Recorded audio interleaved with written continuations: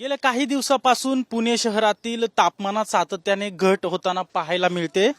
बुधवारी पुण्यातील काही भागात तापमान जे आहे ते जम्मू आणि काश्मीर आणि उत्तर भारतातील बऱ्याच शहरांपेक्षा कमी असल्याचं नोंद झालेले आहे।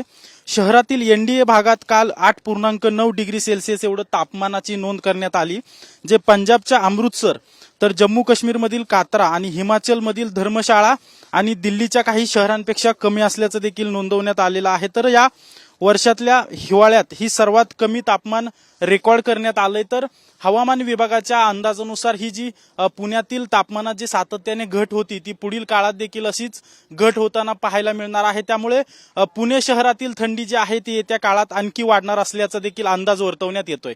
कॅमेरा पर्सन सुशांत राऊतसह अजिंक्य धाईगुडे, TV9 मराठी, पुणे।